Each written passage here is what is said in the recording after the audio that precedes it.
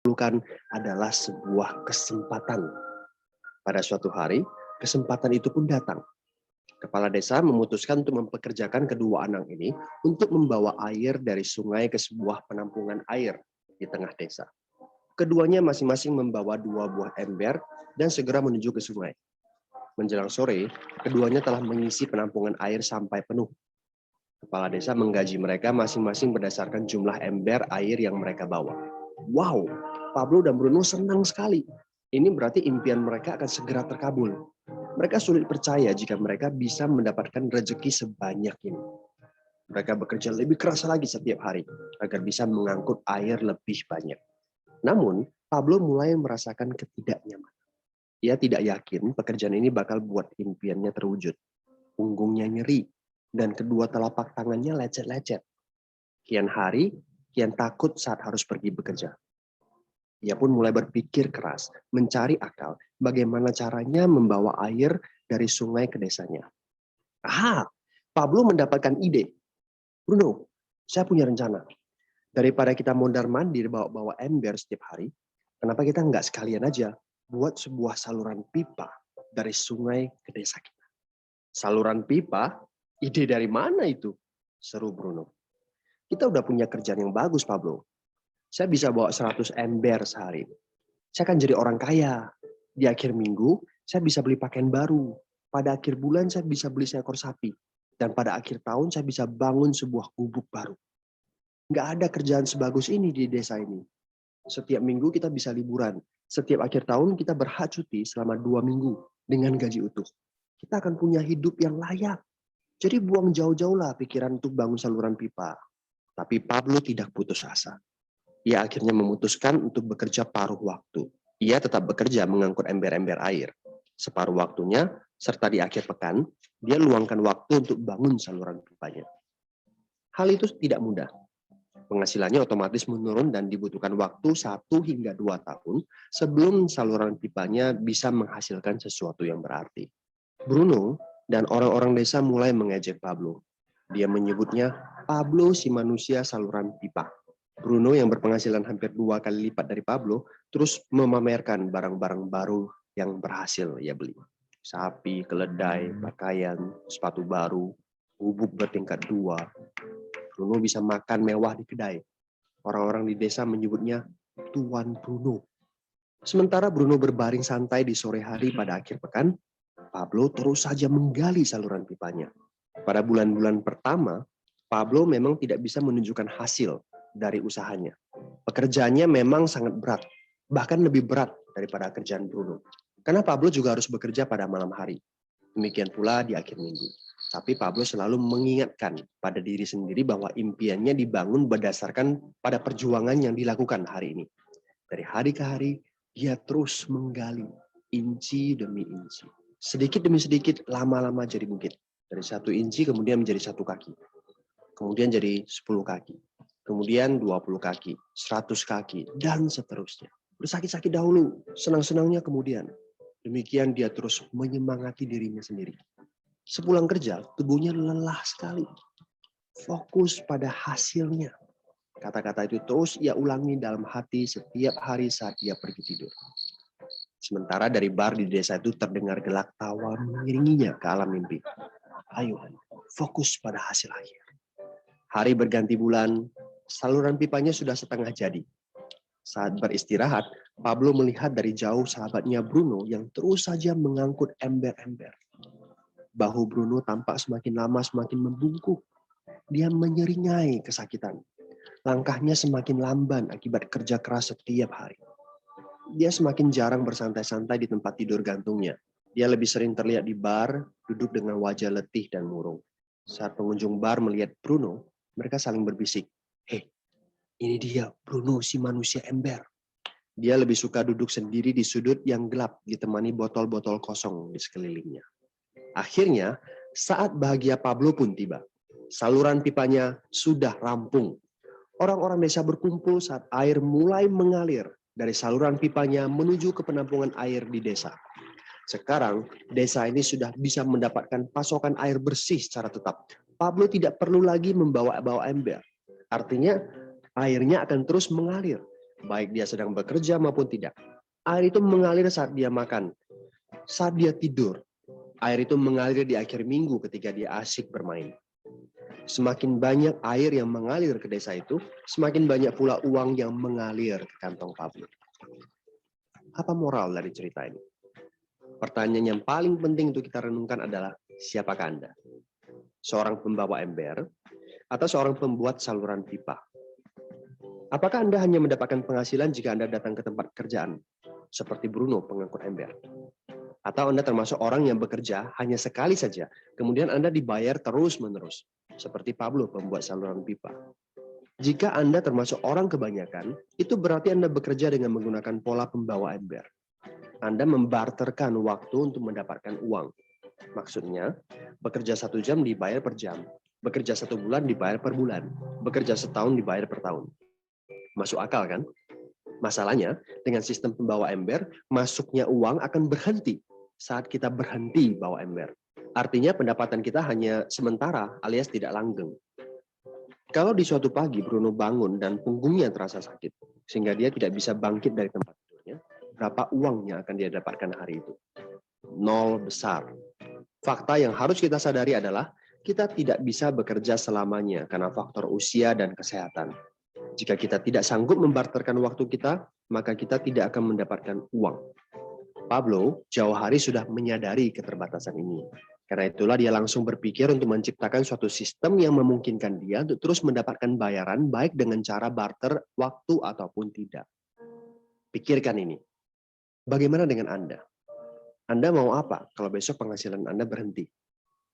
Apa yang akan terjadi kalau Anda dipecat? Apa yang terjadi kalau kemudian Anda sakit atau cacat sehingga tidak bisa membawa ember lagi? Bagaimana seandainya perawatan kesehatan yang mendadak yang harus Anda jalani menghabiskan uang tabungan Anda?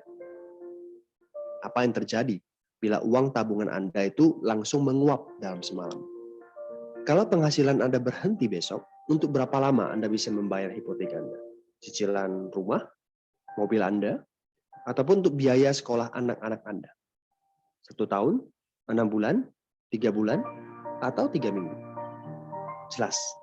Apakah Anda bekerja sebagai penyapu jalan, bekerja di kantor, punya jabatan tinggi, atau memiliki toko, seorang profesional di bidang tertentu, tetap saja Anda membarterkan antara satuan waktu dengan satuan uang. Apakah dengan cara demikian Anda akan aman? Satu-satunya jalan untuk menciptakan keamanan yang sesungguhnya adalah seperti yang dilakukan oleh Pablo, yaitu membangun saluran pipa saat Anda masih bekerja sebagai pembawa ember. Dengan membangun sebuah saluran pipa, Anda cukup mengerjakan pekerjaan sekali saja, capeknya sekali saja, tetapi Anda akan dibayar terus-menerus. Saluran pipa ini akan memberikan Anda penghasilan walaupun Anda sedang tidur ataupun Anda sedang main.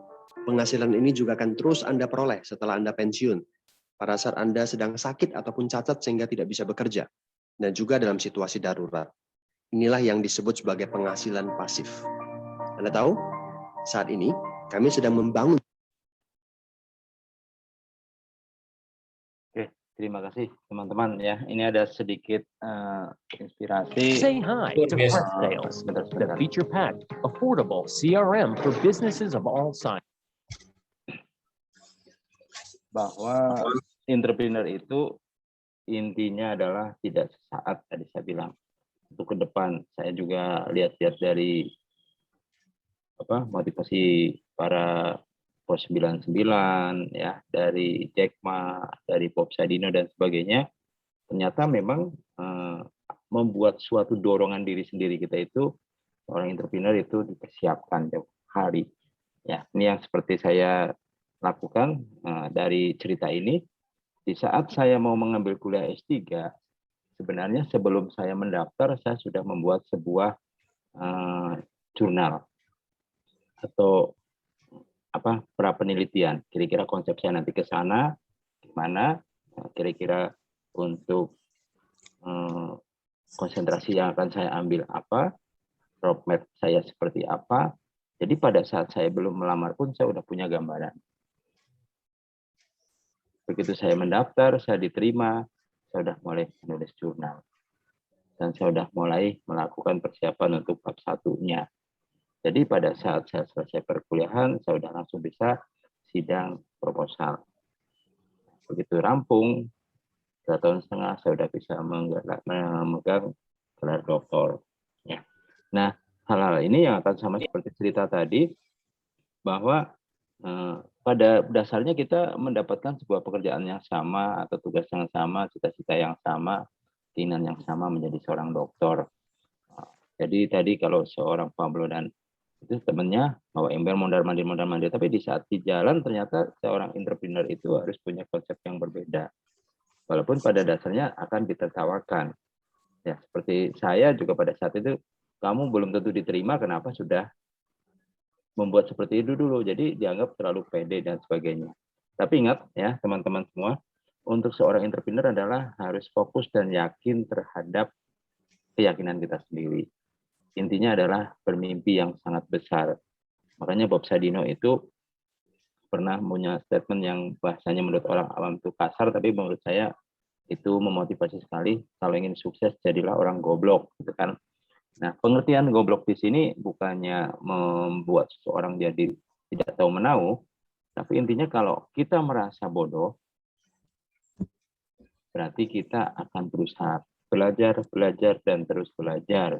Jadi waktu belajar itu tidak ada berhentinya. Makanya sebenarnya antara mahasiswa dan dosen itu komunikasi yang baik itu tidak saat hanya pas perkuliahan. Saat pun kalian lihat PA dan sebagainya, silakan saja. Tidak hanya dengan saya, dengan siapapun. Itu yang dimaksud dengan almarhum Bob Sudino itu. Jadi belajar dan terus belajar. Nah, yang kita petik pada saat hasil nanti, seperti saya saat ini, saya sudah bisa mendapatkan pendapatan. Saya sudah bisa menikmati gaji dokter saya dengan saya dulu S2, saya S3, otomatis saya meningkat. Ya, peluang saya juga meningkat. Tapi teman-teman saya seperti tadi hanya konsen dengan pembawa ember tadi, ternyata udah mulai kedodoran, ada yang belum sidang sampai sekarang, masih mikirin disertasi. Ya karena dokter yang sampai 7 tahun itu banyak. Ya, Mas, Mbak, banyak sekali. Bahkan Pak Rektor kita, Pak Bin, kalau nggak salah beliau 9 tahun itu. Nah, jadi ada semacam kerugian waktu. Seperti si Pablo tadi udah dengan duduk tidur, udah dapat royalti, karena air mengalir terus dia tinggal menerima uang, tapi sudah nggak bekerja. Sudah tidak ada tenaga yang ekstra, tapi pendapatannya justru mengalir terus. Tapi yang dengan kerja keras tadi, justru pendapatan akan semakin berkurang. Dengan beriringnya waktu, ya tenaga semakin lemah, fisik semakin lemah. Nah, ini yang akan terjadi sebenarnya untuk kuliah doktor di sini. Makanya kenapa teman-teman juga bisa lihat di Unpad kalau nggak salah manajemen yang lulus itu baru 4 orang. Ya, baru 4. Padahal berapa mahasiswa yang sudah harusnya lulus banyak. Nah, ini salah satunya motivasi di sini. Jadi entrepreneur ini sebenarnya tidak hanya sekedar untuk bisnis, tapi lebih cenderung kita memberikan sebuah dorongan pada diri kita sendiri untuk meraih sebuah kesuksesan. Sukses itu mau jadi seorang entrepreneur atau intrapreneur, silakan teman-teman terapkan. Ya, jadi jangan sampai kita hanya terbius atau barangkali kita terlena dengan apa yang kita dapatkan saat ini. Karena kita juga tidak tahu apa yang akan terjadi di hari esok atau yang akan datang.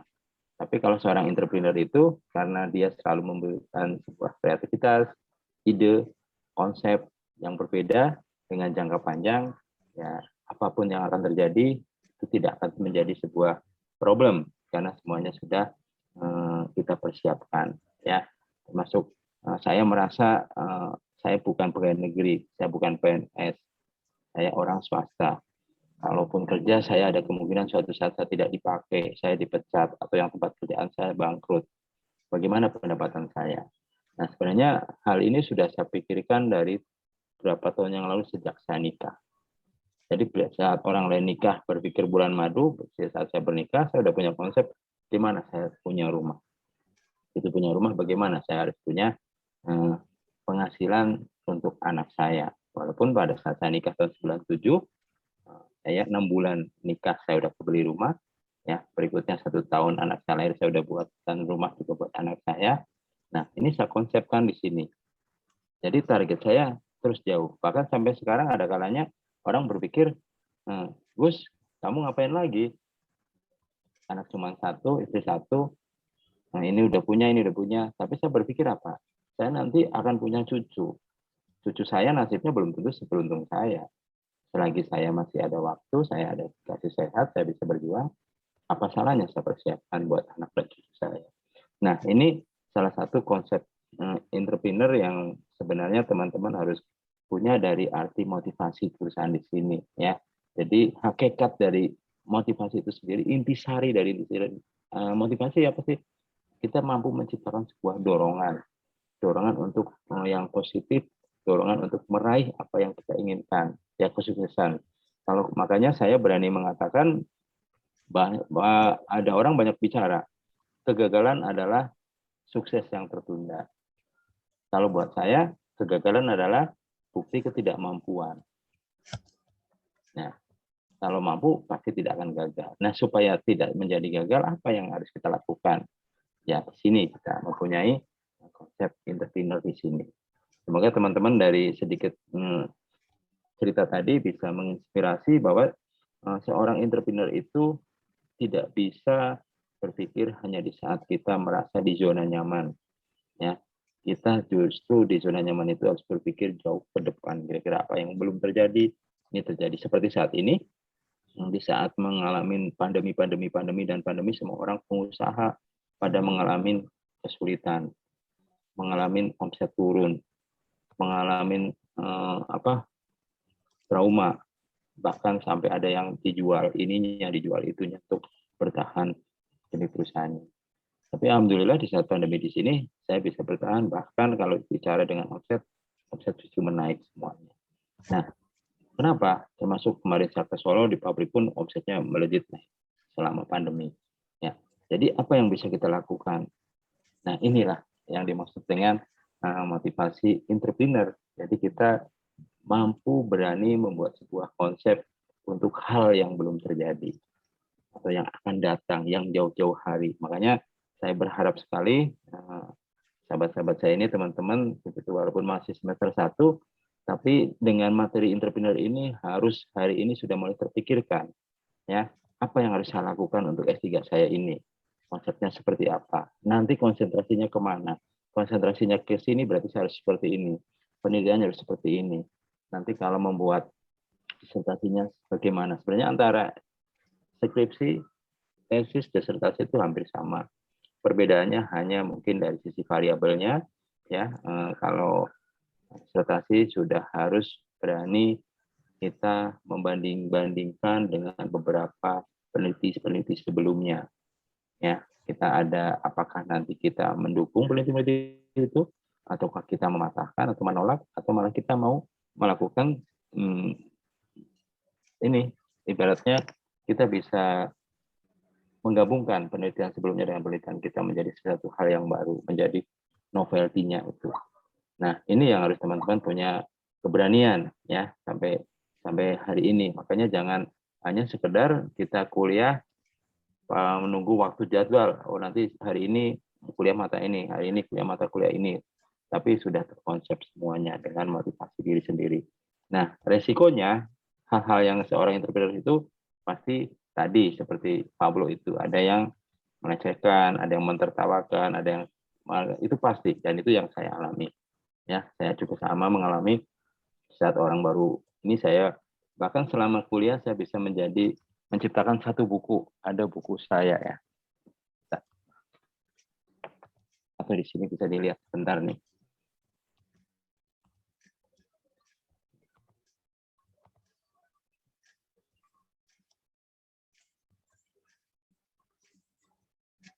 Ini selama saya kuliah, sambil kuliah saya ada waktu sedikit saya melakukan nulis-nulis dari sebuah buku.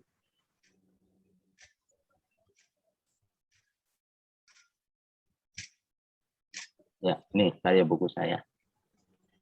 Ya. Nah. Oke ya, teman-teman ya. Jadi sebentar, Prof. Mau dipoto tadi, Dok. Gimana? Mau dipoto tadi, mau di screenshot tadi. Oh, buku. Nah, boleh nanti diulangi. bisa saya kasih aja nih satu-satu, nggak usah di screenshot. Alhamdulillah.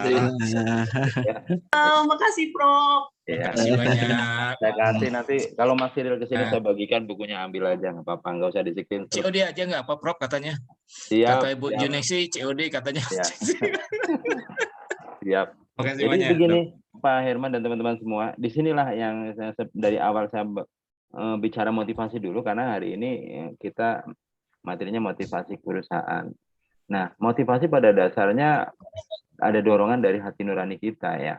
Jadi jangan sekedar hanya memberikan sebuah penghargaan atau angan-angan dan sebagainya. Memang untuk kesuksesan itu kita berawal dari mimpi yang besar. Makanya yang hebat itu adalah orang yang berani mimpi yang besar. Nah, kegagalan-kegagalan itulah sebenarnya yang membuat kita menciptakan sebuah inovasi. Dari kegagalan itu kita ada ide. Tanpa kegagalan kita tidak akan ada ide.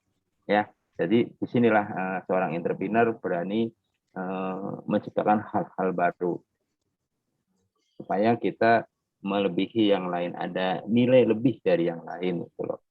Nah, oke. Sebelum saya lanjut ke materi yang lain, kira-kira silakan teman-teman ada yang komentar tentang cerita tadi atau ada yang mau melanjutkan presentasinya? Yang kemarin Saya kan mau baru. bertanya, Pak Dokter. Silakan Ibu. Ya, begini. Untuk mata kuliah entrepreneur atau kewirausahaan ini kan sudah menjadi mata kuliah wajib bagi semua kampus ya. Pak Dokter, baik itu S1. Tapi ada yang belum, Bu. Masih banyak yang belum ada, Bu. Gitu ya. Padahal itu sudah masuk sebagai mata kuliah yang wajib ada sih sebenarnya. Kemudian, nah kenapa dicanangkan oleh pemerintah? Karena pemerintah yakin betul bahwa kewirausahaan ini memberikan dobrakan yang sungguh besar terhadap perekonomian Indonesia tentunya. Kalau saya pernah baca krisis ekonomi di tahun 98, 2008, penyelamatnya adalah UMKM atau mereka yang memiliki usaha begitu ya Pak Dokter. Betul.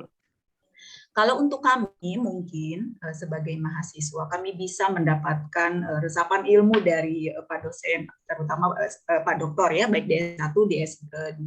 S2 saya sebenarnya nggak ada ya. Kemudian di S3 saat ini juga alhamdulillah saya mendapatkan pencerahan di mata kuliah ini. Nah, bagaimana Pak Dokter untuk masyarakat luas, bagaimana cara pemerintah memberikan edukasi tentang pentingnya entrepreneur ini. Jadi sehingga mereka pola pikirnya berubah dari yang pengangkut ember menjadi pencipta. Air itu bisa ada di tempat mereka. Jadi dalam artian mengeluarkan satu inovasi yang tentu memberikan passive income nantinya. Itu yang ingin saya tanyakan, bagaimana nih peran pemerintah terhadap masyarakat luas cara memberikan edukasinya. Kalau saya sebagai mahasiswa, alhamdulillah saya dapat gitu. Itu aja sih Pak Dokter. Ya, terima kasih. Jadi saya bertanya gini, Bu Yuningsi dosen bukan Bu? Iya. Oke, dosen Bu. Kalau dosen sama kan berarti Bu, tugas dan kewajiban seperti saya. Dosen tugas utamanya dari Tridharma itu apa aja Bu? Pembelajaran, kemudian pengabdian masyarakat. Nah, yang kedua itu Bu. Penelitian. Nah, dari pengabdian masyarakat, Ibu sebenarnya selama ini dosen itu, mohon maaf ya, tidak semua, tapi masih mayoritas dalam melakukan pengabdian masyarakat hanya sekedar mendapatkan legalitas supaya BKD-nya itu bisa cair sertifikasinya, Bu. Ya, Pak ya, Bu. Ya, masih banyak. Saya punya teman-teman, Bu, dokter juga. Saya mau minta ke Pak RW aja, yang penting nanti ngasih pengarahan buat Karang Taruna dan sebagainya. Ya, walau benar ngasih enggak, tapi ada secara itu ternyata bisa disertakan ke BKD, itu bisa lolos, Bu. Nah, yang saya harapkan sebenarnya para dosen-dosen di sini tidak seperti itu. Tapi betul-betul kita mentransfer ilmu kita buat masyarakat, memberikan binaan, dan itu nanti ternyata kalau kita lakukan seperti itu, kita bisa binaan itu kita ajukan sebagai hibah, Bu. Nah, kita sudah membina masyarakat, kita dapat duit dari negara, dari Dikti, Bu. Jadi sebenarnya ini sambil menyelam dapat ikan, Bu, hanya sekedar minum air. Ya. Nah, ini yang jarang dilakukan. Nah, mulai sekarang makanya teman-teman selaku insan entrepreneur sekarang, ya kita harus mulai, Bu. Seperti saya kemarin di Ciawi, mewakili Fakultas Ekonomi dan Bisnis Unpad, saya memberikan pengarahan kepada beberapa ibu-ibu para pengrajin. kuliner. Jadi bertanya sama saya, Pak, di Indonesia ini dari dulu sudah ada PKK, Pak. Program kesejahteraan keluarga ya, Bu ya. Dari zaman Pak Harto sudah ada PKK. Nah, PKK ini diajari, ada yang bikin keset dari kain-kain bekas, ada yang diajari cara bagaimana membuat rajutan, diajari merangkai bunga dari barang-barang bekas atau dari kain atau dari bunga pinus, atau banyak yang diajarkan membuat sebuah makanan, bagaimana membuat bolu yang bagus, bolu kukus, membuat molen, membuat cake dan sebagainya. Tapi begitu sudah pintar, mereka mau mencoba untuk memasarkan. Ternyata begitu tidak laku, gagal, mereka langsung menyerah. Bukan jalan hidup saya di sini, berarti kembali lagi saya harus cari kerja. Karena kerja itu nyaman, Bu, zona nyaman. Begitu masuk diterima, 1 bulan pasti mendapatkan uang, dapat upah. Tapi kalau menjadi entrepreneur, menjadi wirausahawan, kita perlu ada sebuah kegagalan-kegagalan yang harus kita tanggung. Nah, tapi ingat tadi dari cerita tadi, kegagalan yang dialamin Pablo apa? Dia ngangkat airnya harus berkorban, yang si tamannya 10 kali dia hanya bawa 5 kali. Berarti dia rugi 5 ember, Bu. Tapi kerugiannya itu dia lakukan untuk mencangkul, bukan untuk merenung dan duduk, gitu loh. Sehingga pada saat waktunya tiba, nah, si Pablo tinggal duduk manis, itu didapatkan. Nah, ini ada kesalahan konsep, makanya saya pada saat memberikan PKM di sana, kalau untuk pemula, sebenarnya baiknya jangan coba-coba memproduksi, tapi memasarkan. Boleh memproduksi, tapi apabila produknya itu yang dibutuhkan oleh pasar. Saya berani mengatakan menurut definisi saya pribadi, pasar adalah konsumen.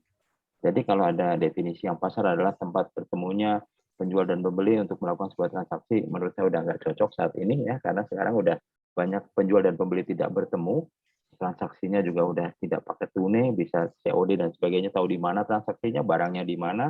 Jadi pasar itu konsumen, Bu. Nah, dari sinilah seorang entrepreneur itu harusnya mempunyai ide. Nah, idenya apa? Kalau kita yakin dengan keyakinan saya, misalkan Bu Yuningsi ini, Bu Yuningsi jago sekali membuat bakso.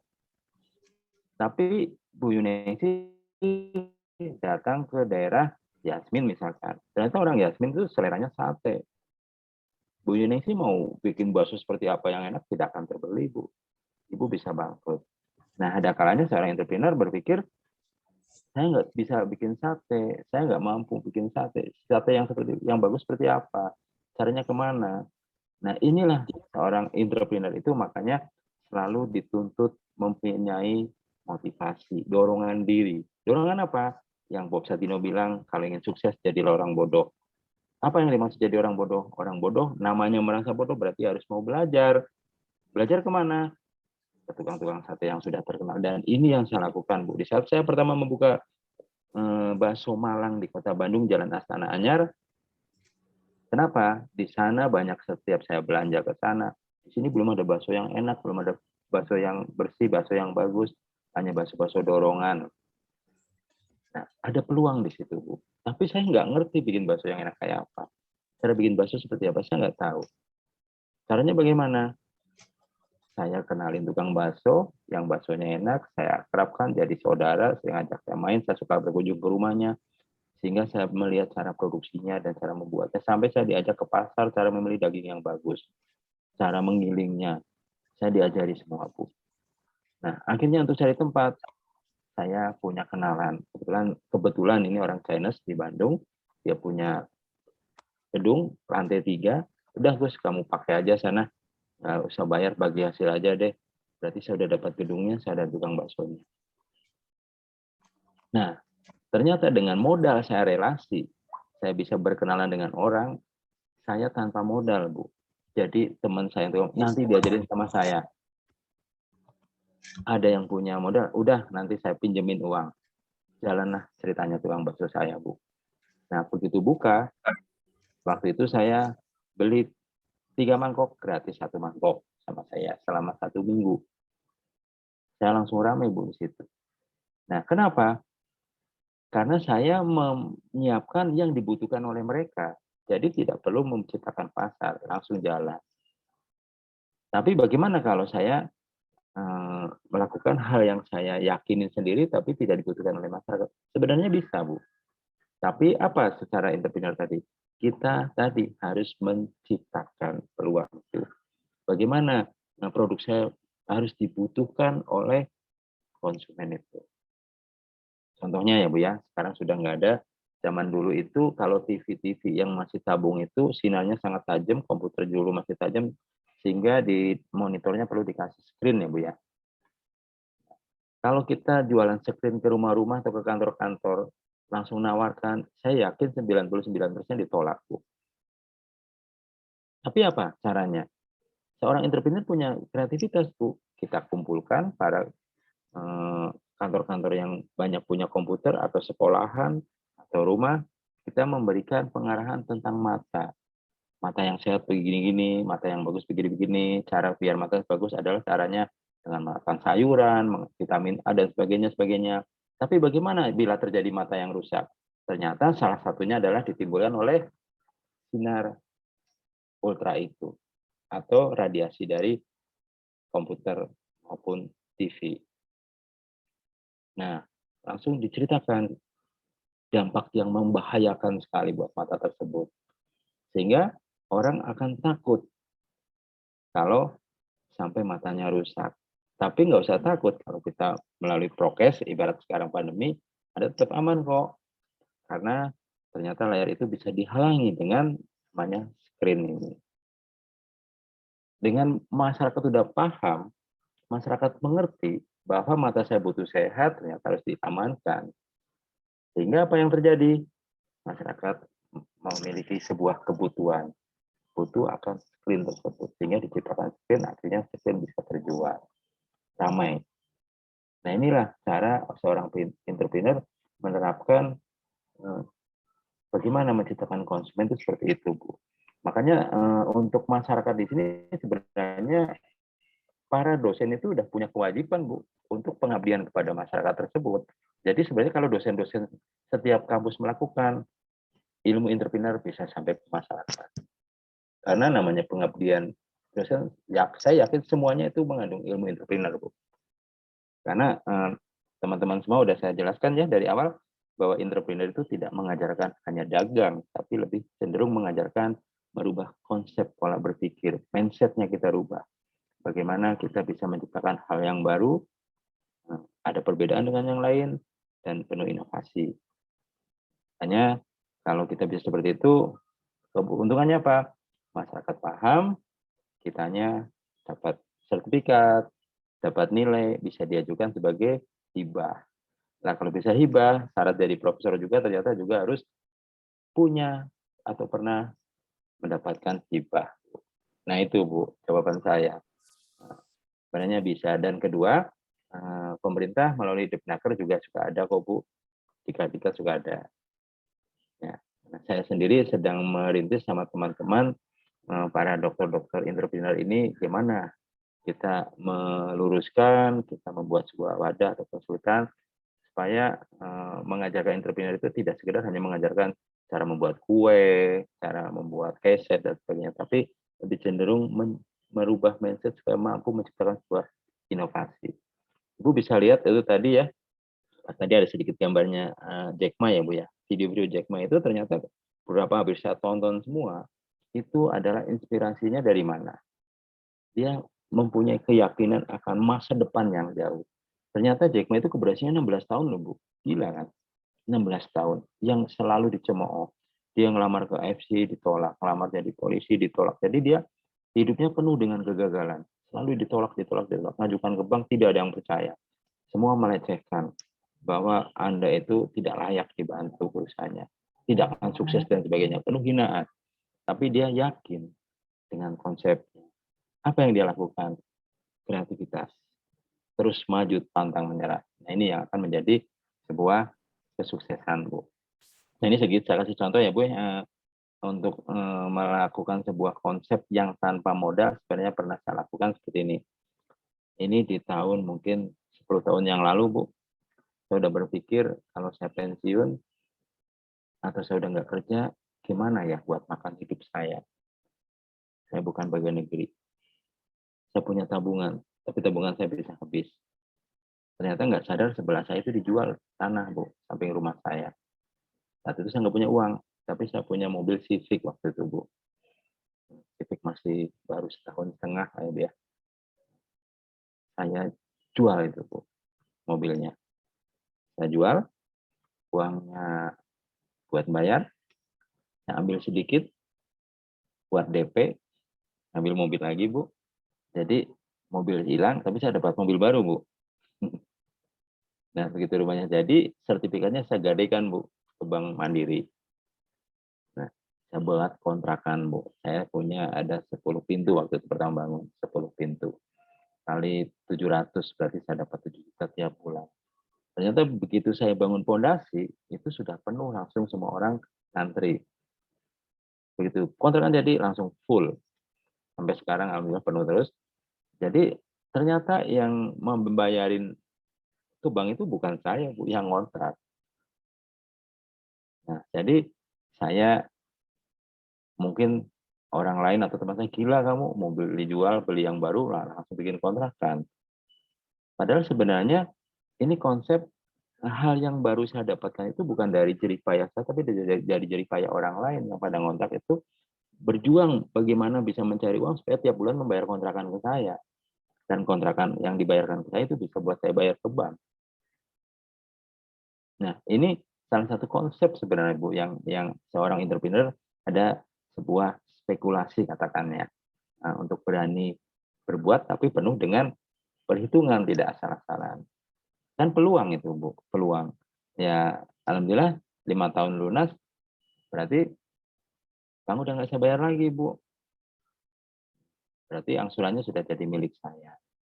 Nah, ini seandainya saya katakan sekarang udah nggak mau ngajar, saya udah dapat pensiunan dari kontrakan. Tapi itu saya konsep udah 10 tahun yang lalu itu, Bu, dan udah jadinya udah 10 tahun yang lalu konsep saya. Nah, hal semacam ini yang seorang entrepreneur harus kita selalu melakukan, Bu. Dilakukan, direncanakan. Makanya kan kalau kita belajar manajemen, apa sih manajemen? Manajemen menurut saya itu adalah mencapai suatu tujuan melalui orang lain. Jadi kalau Bu Yuningsi ingin jadi seorang entrepreneur, mau misalkan menjadi pengusaha restoran, biar untungnya besar, yang belanja ibu, yang masak ibu, yang jualan ibu, nggak akan jalan, Bu. Karena itu bukan manajemen. Manajemen itu harus melalui orang lain. Ibu harus yakin, yang belanja orang lain, yang masak orang lain, yang jaga orang lain, yang melayanin orang lain. Kalau perlu tanahnya punya orang lain, tempatnya punya orang lain, duitnya punya orang lain. Nah, kita apa? Kita hanya membuat perencanaan. Kita hanya melakukan pengawasan. Tuh, Bu. Jadi di dalam manajemen seorang entrepreneur hanya diambil 2, planning dan controllingnya saja. Organizing dan executingnya biar orang lain. Sejatinya, bos kita adalah para karyawan kita. Karena dia yang memberikan uang buat kita. Bukan kita yang jadi bos buat dia. Seperti ini, malam ini toko saya masih buka, Bu, toko elektronik saya. Saya bisa ngajar sama ibu kan. Saya bisa tetap buka sama ibu. Tapi yang jaga toko di sana kan masih mencari duit, mencari rezeki. Kadang-kadang saya suruh jam 9 tutup. Pak, tanggung Pak, lagi rame, lumayan. Ya, terserah kamu. Udah saya suruh tutup, kamu nggak mau tutup. Dia semangat banget cari uang. Buat siapa? Buat saya tuh, Bu. Berarti saya dapat pendapatan dari dia, bukan dia dapat pendapatan dari saya. Ini yang kadang-kadang di masyarakat tertukar pendapatnya, definisinya. Nah, inilah makanya entrepreneur tadi kayak teman-teman itu ada yang jadi dosen, ada jadi YouTuber kayak Bu Nanda ya. Saya salut sekali itu, hebat ya. Saya juga mau berguru nanti kapan-kapan. Nah, inilah yang harus kita lakukan, bahwa seorang insan entrepreneur itu tidak cukup puas hanya satu, tapi apa yang bisa kita lakukan buat orang lain.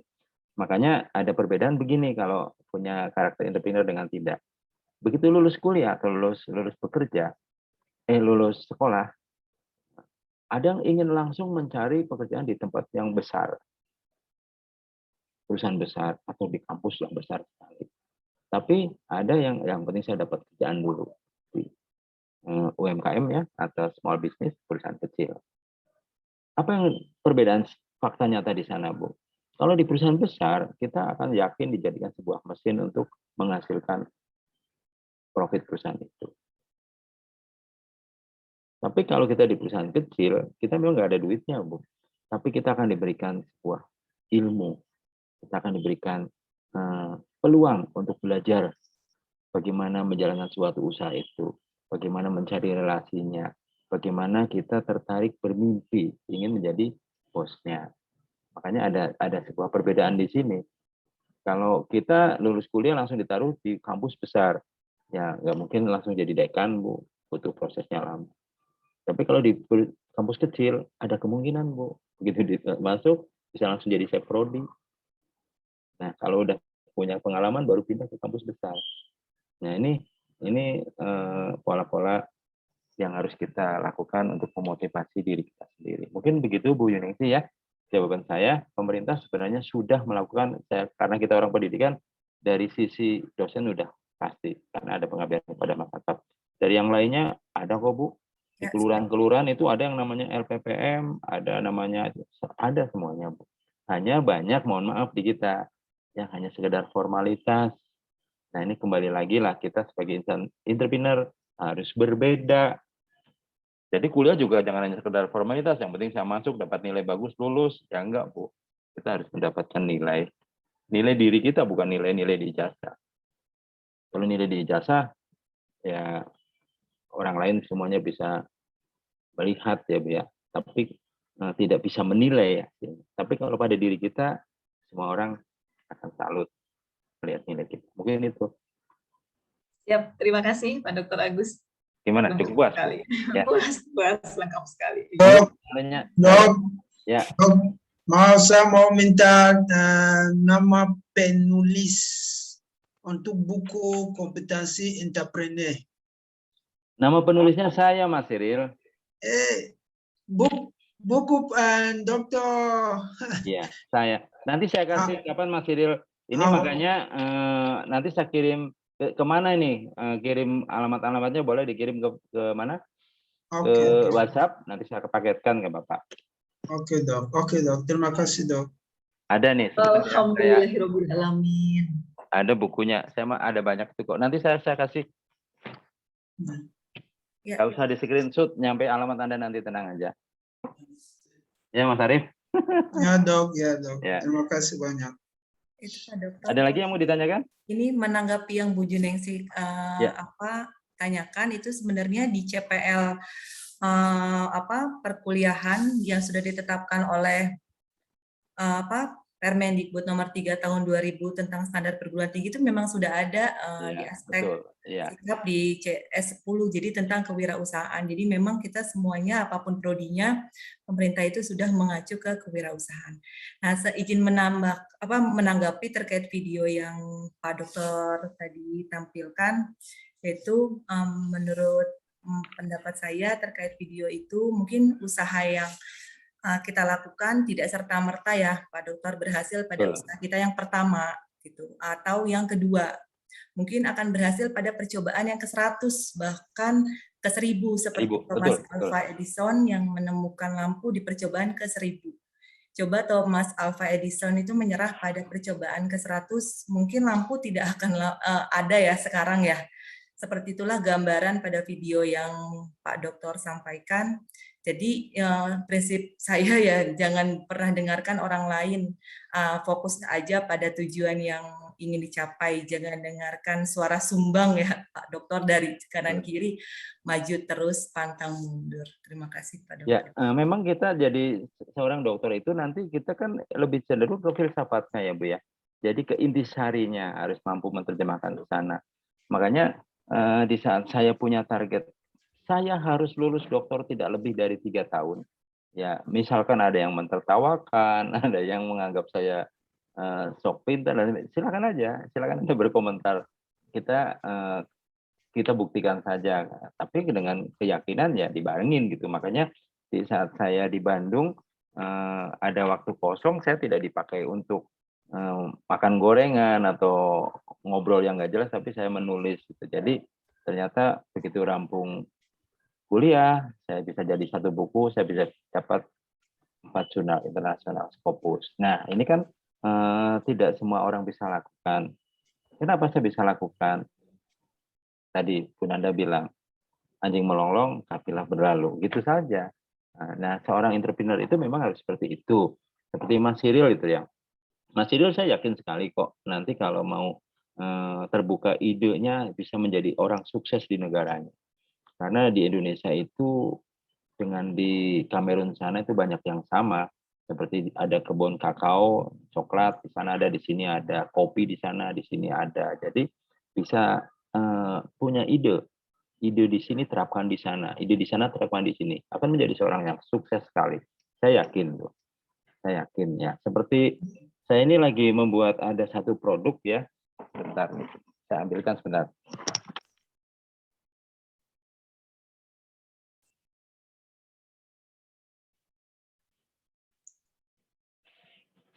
Entrepreneur. Dipaketin lagi nanti dengan buku, dipaketin sama buku. Banyak buku, banyak jurnal dibaca.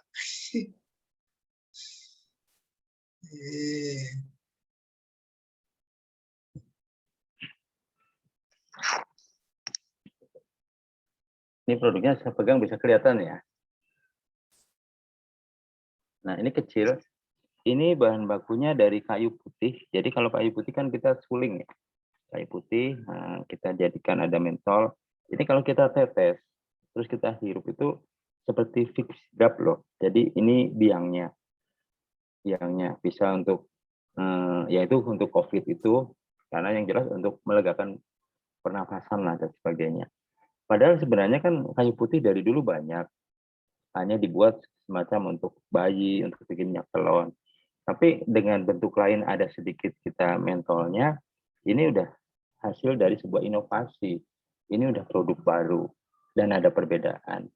Jadi tentunya harga nilai jualnya juga akan berbeda dengan yang kayu putih. Nah, ini salah satu inovasi.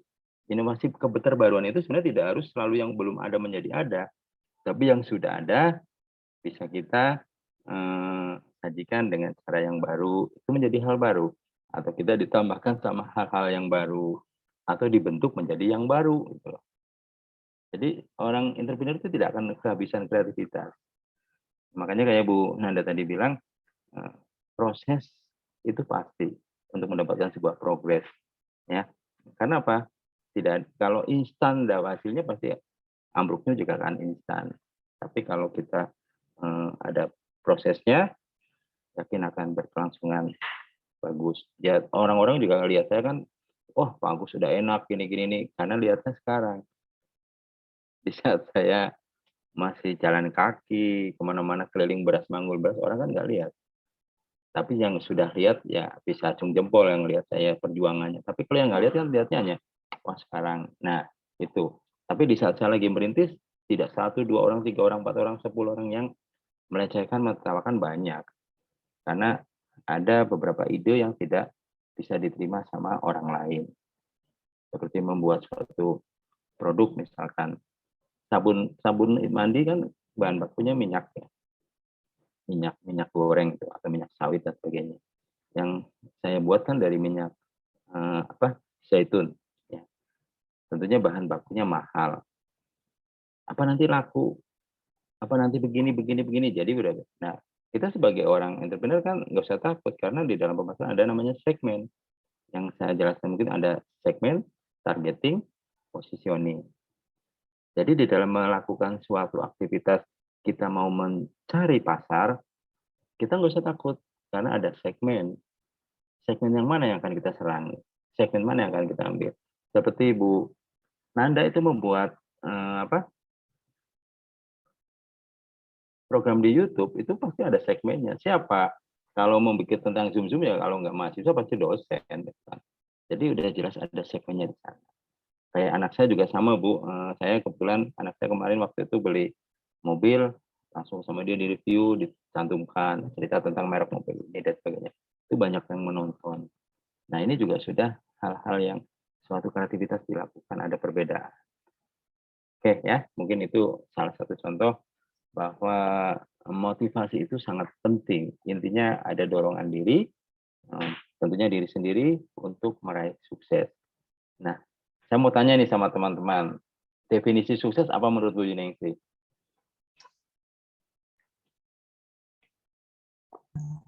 Sukses kalau menurut saya bisa mencapai apa yang diinginkan, apa yang dicita-citakan. Kalau Mas Arief? Ya, tentang sukses. Ya, apa Mas Arief? Sukses. Ya, Yes. itu oke. Contoh ya, saya mau ini contoh. Saya mau menjadi dokter dan atau dosen, dan saya baca punya ini S1, S2, S3 dan langsung dokter, itu sukses. Yang saya sudah punya ini arah, yes, saya mau ini dan saya kerja ke Ini. yang saya sudah ini apa ini sudah plan. Ya, itu sukses Pak, itu sukses dok. Ya. Baik Mas Ril. Oke, good. Yang lainnya, Mas Arief, coba ini saya ingin tanggapan sukses menurut Mas Arief. Ya, terima kasih dok. Kalau menurut saya sih sukses itu ya dari kebahagiaan sih dok. Jadi tolak ukurnya bukan dari kekayaan atau apa gitu ya, tapi dari kebahagiaan yang kita miliki itu ya, itu sukses yang saya punya gitu. Oke, berarti lebih ke jiwa ya. Iya. Ya. Oke. Nah ini ketua kelas coba pakarnya nih, Mas Herman. Oke. Baru Mas Yusuf nanti ya. Oke, makasih Pak Dokter. Jadi kalau menurut saya sukses itu ada lanjutannya sebenarnya kalau menurut saya. Jadi pertama itu sukses adalah pada saat kita bisa mencapai target yang kita targetkan, maka itu bisa disebut langsung sukses. Tapi kalau saya biasanya menambahkan bagaimana kita itu bisa sukses yang berhasil. Karena nanti pada saat kita mencapai sukses yang berhasil itu, maka sama dengan bahagia. Karena misalnya saya bisa mendapatkan uang banyak dengan cara saya, tapi tidak memenuhi norma yang benar, seperti koruptor, maka sebenarnya saya sukses yang tidak berhasil. Tapi bagaimana caranya menjadi orang yang sukses yang berhasil, sehingga saya hidupnya bisa bahagia, seperti Pak Dokter. Berarti korupsi kalau nggak tertangkap itu termasuk sukses nggak? Sukses. Sukses, betul. Ya, oke. Sukses. Iya, sukses. Dia tercapai. Tapi pada saat itu nanti dia ketangkap, berarti dia nggak berhasil. Berarti kegagalan bisa menyusul ya? Betul. Nah, yang dimaksud entrepreneur suksesnya tidak seperti itu. Kalau sukses seterusnya, jangan orang korupsi sukses, tapi begitu ketangkap jadi gagal gitu loh. Ya, makanya entrepreneur itu adalah sukses yang berhasil. Ya. Oke, Mas Yusuf. Kalau menurut saya Pak Dokter itu tenang dan senang Pak Dokter. Jadi cukup dua kata, kita mencapai titik kesenangan dan juga ketenangan.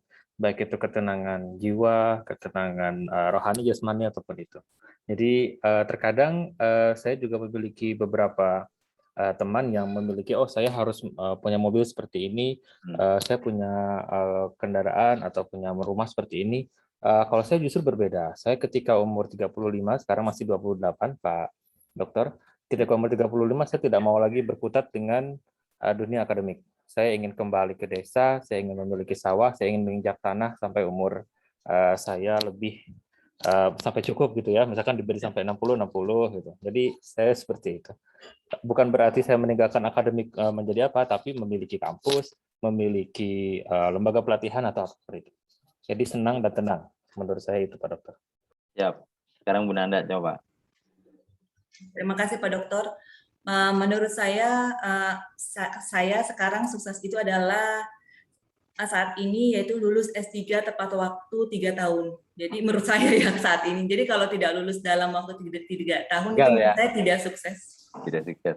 Oke, jadi Bu Nanda dengan Mas Cyril itu satu konsep. Jadi dia kesuksesan dia hanya terfokus pada yang sedang ditarget. Jadi sebenarnya kalau kita rangkumkan, Bu Nanda dengan Mas Cyril itu cenderung ke satu target. Kalau Mas Yusuf itu setelah didapatkan keberhasilan itu yang dirasakan adalah senang dan nyaman, bahagia gitu ya. Nah, kalau Mas Arief itu sebenarnya udah terjawab dari punyanya jawabannya Bu Yuningsi, Mas Nada dan sini. Tapi ada sebuah prosesnya. Nah, kalau Pak Herman semuanya terjawab. Berarti kan keberhasilan yang ditargetkan itu didapat, diperoleh, tapi ditambahkan lagi yang berkelanjutan. Yang berkelanjutan berarti tidak akan ada sebuah komplain, tidak ada sebuah kegagalan yang menyusul, gitu ya. Nah, berarti supaya mendapatkan itu apa? Berarti kalau diserangkumkan semua, berarti kan apa sih sukses? Apa yang kita targetkan, yang kita inginkan, kita peroleh lebih dari yang kita harapkan berarti. Tentunya dalam hal yang lebih positif, ya, yaitu seperti misalkan Bu Nengsi atau Bu Nanda, Pak Herman dan teman-teman ini pengen lulus dokter 3 tahun. Ya IP minimal 35 misalkan begitu. Ternyata 2 tahun 8 bulan Anda lulus dapat IP-nya 3,9. Nah, kalau seperti ini dari jawaban Anda itu semua mewakili. Kebahagiaannya ada, ya targetnya kena, yang tadi kegagalannya juga tidak akan menyusul, tercapai tidak akan. Ya, material S1, S2, S3 tercapai pasti. Jadi target yang apa yang kita inginkan tercapai melebihi yang kita harapkan, ya, dengan apa tadi? Ya, sudah punya itu dan itu bahagia. Iya, karena apa? Melebihi. Makanya untuk hal semacam itu, selaku seorang entrepreneur memberikan target yang setinggi mungkin, mimpi yang besar. Seperti Soekarno itu, bermimpilah apa? Gantungkan cita-citamu setinggi langit. Nggak usah tanggung-tanggung. Karena apa? Kalaupun nggak kesampaian, jatuhnya masih di antara bintang-bintang, berarti masih super gitu loh. Jadi kita kalau memiliki target, saya kuliah harus IP-nya 4. Kalau nggak kena 39, nggak kena 38, nggak kena 3,7, nggak kena mas 3,5. Berarti udah turun sekian kali, udah paling parah, tapi masih bagus 3,5. Tapi kalau target kita nggak pede, orang entrepreneur tidak ngajarkan seperti itu. IP-nya 37 lah. Cita-cita kenapa nggak? Yang tinggi sekalian orang nggak bayar kok. Cita-cita nggak ada yang larang, jadi jangan tanggung. Ya. Nah, seperti misal Pak Yusuf, itu kan ada sebuah planning, berarti dia seorang manajemen, ya asli punya sebuah konsep. Tapi ada kalanya juga hidup itu suka tidak sesuai dengan apa yang kita inginkan. Saya tidak pernah bermimpi jadi dosen. Saya tidak pernah bermimpi punya gelar S3. Ya, karena dengan kehidupan orang tua saya yang pas-pasan, keluarganya banyak. Mungkin yang lihat status saya kemarin, saya foto dengan kakak saya yang paling besar dan adik saya itu laki-laki semua 9 ya. Foto dengan yang hidup pas-pasan. Saya tidak akan pernah bermimpi akan hidup di akademik. Jadi yang saya pikirkan hanya bagaimana saya bisa membahagiakan anak dan istri saya. Tidak seperti yang saya rasakan di saat saya kecil. Itu aja cita-cita saya. Saya punya target. Ternyata apa yang saya dapatkan itu bisa melebihi semua target saya. Saya bisa berharap tamat SMA, itu udah sukses buat diri saya. Ternyata saya bisa sampai dapat S3. Saya yang penting bisa punya gubuk, anak istri saya tidak kehujanan, saya bisa dapat lebih, berarti itu udah bisa dikatakan sukses karena ada kelebihan. Ada sebuah kebahagiaan. Nah, orang lain ingin jadi dosen, mengalami melamar, ngajukan lamaran. Saya belum pernah mengajukan lamaran, saya dilamar, ini juga sebuah ada nilai lebih. Nah, kuncinya apa? Kuncinya tadi, kita harus bisa memotivasi diri sendiri. Seperti Mas Yusuf itu, ini akan saya lakukan juga Mas Yusuf ya. Saya dengan istri sudah suka jalan-jalan ke daerah Ciamas ke atas, apa survei-survei tanah. Kenapa? Justru saya setelah tinggal di Bogor, saya suka bertanya, mengapa alumni IPB, Institut Pertanian Bogor, begitu di wisuda kok ngelamar ke bank, begitu di wisuda ingin jadi PNS, begitu di wisuda nyari pekerjaan di pabrik-pabrik besar. Gitu. Kenapa ya tidak begitu wisuda? Saya ingin jadi petani coklat, saya ingin jadi petani kopi, saya ingin nanam jagung. Itu tidak terdengar oleh saya. Padahal kalau kita lihat saat ini, peluang untuk ke depan yang paling cerah adalah di pertanian. Pertanian. Ya, ini kalau teman-teman tahu, nanti saya Mas Cyril nih akan saya ajak sebenarnya nanti kalau pas ada waktu saya ajak ke Bandung nih sahabat saya, dosen UPI, dia mulai membudidayakan alpukat aligator. Dan alpukat apa itu? Ternyata 1,5 tahun itu udah berbuah, udah panen. Satu alpukat harganya 10.000 per kilonya. Satu pohon bisa berapa kintal. Itu sekali panen udah pasti banyak uang. Tapi tidak ada yang tertarik ke arah sana. Karena jadi petani mungkin dipandang masyarakat tidak keren, tidak sebagainya. Nah, buat seorang entrepreneur tidak perlu berpikir seperti itu. Di saat ingin bercita-cita jadi petani, pasti diolok-olok orang. Kamu kuliah tinggi-tinggi kok jadi petani. Tapi nanti kalau udah jadi pengusaha alpukat yang sukses seperti Jack Ma, orang baru angkat topi semua. Nah, inilah entrepreneur seperti itu. Oke ya teman-teman ya, ini ada sedikit di slide-nya nanti saya jelaskan. Tapi saya ingin dengar satu yang belum presentasi ya, ada ya? Saya. Ya, Saya belum. udah Mas Cyril udah. Oh. Sudah yang kemarin. Ya. Ya sudah. Bu Nanda, Cyril Sang sudah. yang pertama, Cyril Sang. Iya. Bu Yuning sih malah yang belum ya Bu ya? Iya. Iya kan? Coba Bu. Silakan Bu. Tuh Pak Dokter saya tulis di background saya tuh, be different with someone else. The key for success is to be entrepreneur. Bagus. Di profil apa Pak? Ini di apa background, my background. Oh ya oke, siap ya. Saya kecil di kamera saya gedekan. Oke, iya betul. Langsung ya. Different with someone else. Oh iya. Monggo Bu Yuning sih.